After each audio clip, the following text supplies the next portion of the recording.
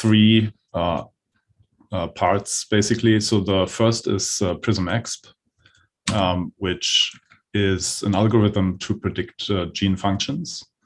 And then a submodule of PrismExp, which is bridgeGSEA. And the idea of bridgeGSEA is to take predictions from PrismExp or other algorithms that do gene function predictions and then integrate them seamlessly into Gene Set Enrichment Analysis, which is a popular tool to study, interpret differential gene expression data. And then last, I want to talk about blitzGSEA, which is a novel algorithm that we developed to speed up the calculation of Gene Set Enrichment Analysis to kind of make this more feasible.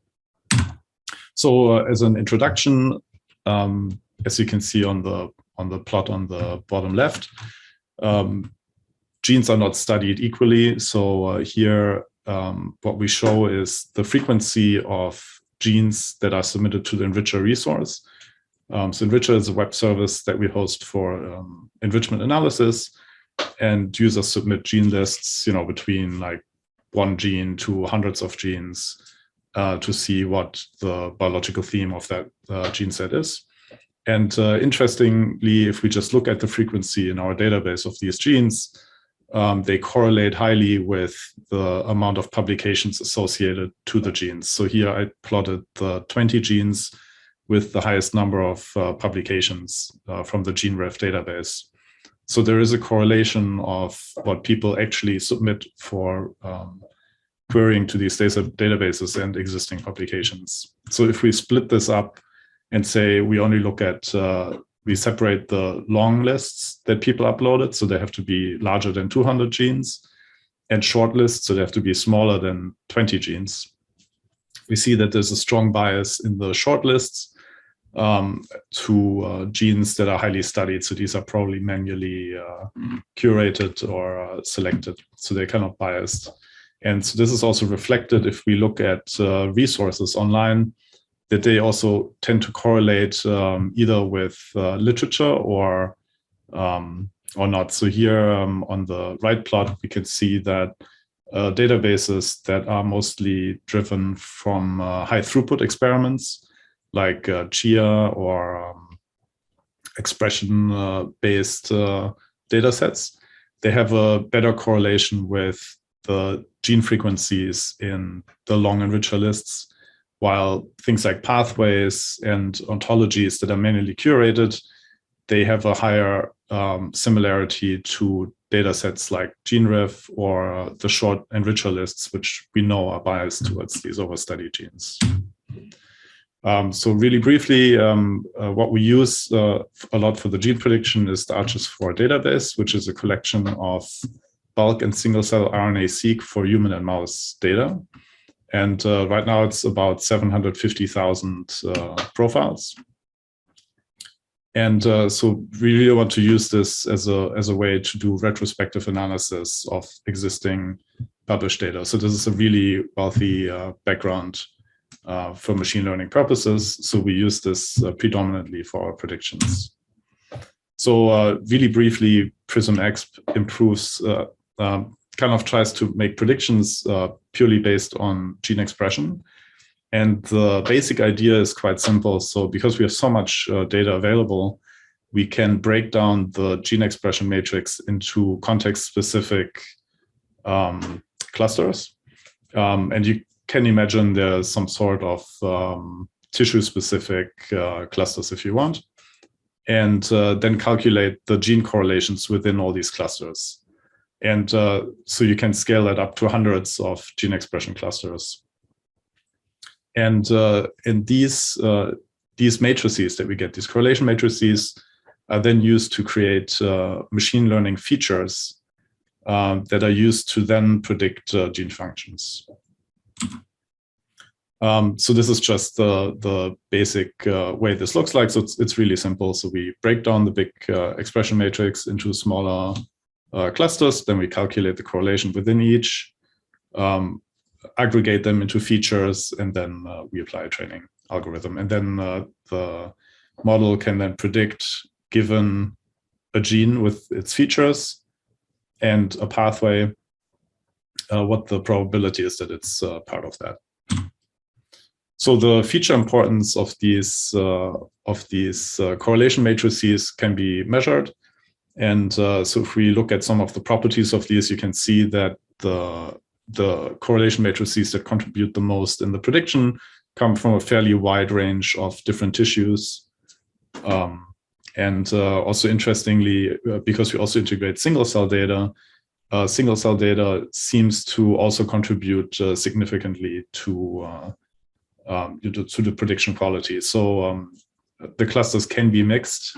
Sometimes single cell and bulk will fall together because they just have similar profiles. So this is the single cell fraction.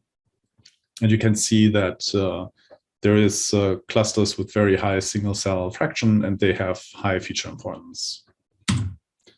In general, the more correlation matrices that are used, the higher the prediction performance of PrismExp is.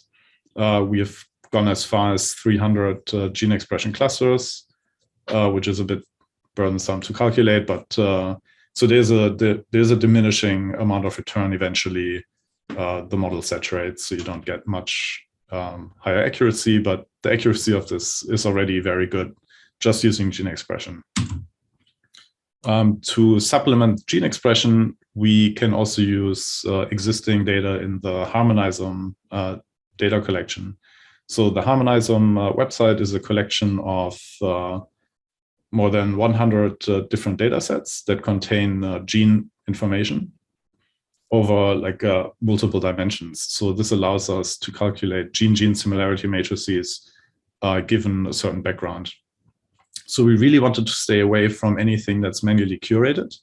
So here in this test, I only selected 5 Harmonisome data sets that are created through high throughput experiments. And I think that's really important, especially if you benchmark against literature-based ontologies, because it's easy to have some form of overfitting otherwise. So this is the data sets to view. So Achilles, motif match, GWAS, microRNA targets, like things like that. So if we add that on top of the existing model, so here we just add 5 extra matrices. Instead of 100, we have 105. And we can see that the model only slightly improves. It's still a nice improvement, so that's good. And we can see that the feature importance of these additional matrices is quite high. So they add additional information to it. So it's just showing that this PrismExp model can easily be extended to external data sets. So it doesn't have to purely work on gene expression.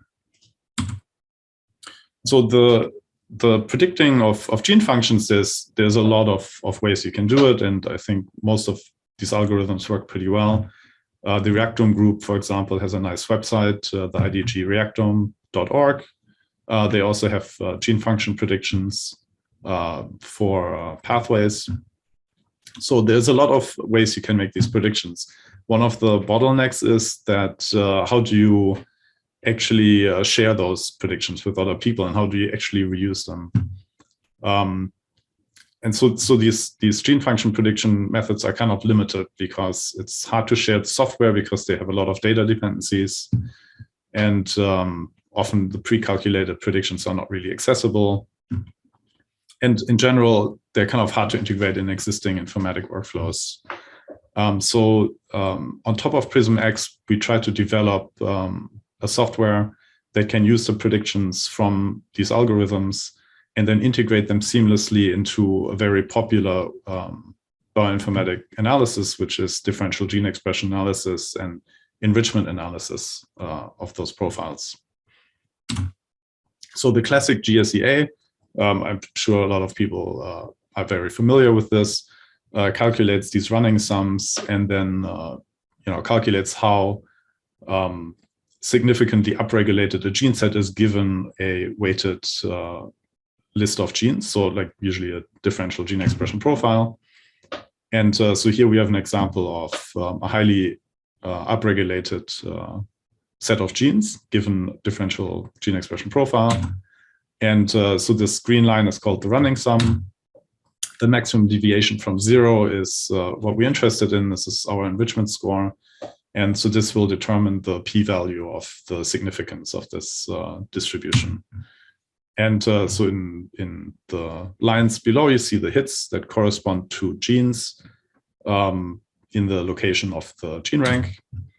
And this top line, everything in front of this maximum deviation is called the leading edge. So this is the set of genes that have the highest expression, basically. So these are especially interesting for further study, like an analysis. So this is kind of what you get if you run the enrichment analysis. You get enrichment score, your normalized enrichment score, p-values, and false discovery rates, and then you get this leading edge. This is the classic output. So what we now have is this new algorithm that basically is just gene set enrichment analysis, but on top of the gene set of, let's say, a pathway, you also automatically load the predicted genes from PrismExp. So these are shown in magenta. And so you can kind of see that the overall running sum looks very similar. So we're not expecting the enrichment of these pathways to be improved by adding predicted genes. But now we have an interesting tool to identify very interesting genes in the differential gene expression profile that might be relevant for further study. So imagine we find this upregulated pathway, and we have our list of differentially expressed genes. So now we can just look at the predictions and identify potential genes for follow-up study. So this is our predicted gene hits, and then we get a augmented leading edge of genes. Okay, so this is just an example. So here, for example, we have an example of a gene that's understudied, and we can kind of say, okay, this gene is probably included in this pathway, so it would warrant some kind of further analysis. So one of the issues with gene set enrichment analysis is that it is actually quite slow. At least all the implementations that exist for Python were like not very satisfactory, because you have to run thousands of enrichment analyses. So they're very slow, and because they use permutation testing, the p-value estimation is actually quite inaccurate for small p-value, and that limits the ability to do multiple hypothesis testing corrections. So we developed this new algorithm that's using a different statistical approach to estimate the p-values. So the observation is basically that if you calculate randomized enrichment scores, they are perfectly described in a mixture model of gamma distributions. So this is kind of shown in the plot above. And so if we do Kolmogorov-Smirnov tests, they all pass. So they're like not statistically different from the theoretical distributions. So one key ability, or like one key thing that we have to understand is that the parameters of these gamma distributions are basically dependent on the number of genes in the gene set and the weights of the differential gene expression profile. And so what we realized is that they actually follow pretty well-defined curves. So this is kind of shown here, these two parameters given different sizes of gene sets. They follow these, these functions that can be estimated pretty well. So in order to get accurate measurements for like good representations of the gamma distributions, we only have to calculate and estimate the parameters for some of these points that we call anchor points. Then we do a Lewis fit on these points, and through linear interpolation, we get all the parameters for all the gene set sizes that we want. And so this cuts down the time significantly. And so what we can show is, because we estimate the p-value distributions through these very accurate gamma representations, we can get a much higher fidelity of p-value accuracy. So in figure A, you can see that in magenta, we have the reference implementation of GSEA, and the minimum p-value never goes below a certain amount, while in blitzGSEA, these p-values can get arbitrarily small because we model them with a distribution. And GSEA also has a better self-similarity to itself. So if we rerun the algorithm with permutations, it does return similar results. And it is significantly faster, like orders of magnitude faster than existing implementations in Python. So just in summary, we have PrismExp to predict the gene functions of genes for 190 gene set libraries in Enricher, which is about 350,000 gene sets. And we have bridgeGSEA, which is a submodule of PrismExp. And it basically integrates predictions into Gene Set Enrichment Analysis. And then blitzGSEA is a standalone Python package to perform like high accuracy GSEA calculations. And that's it.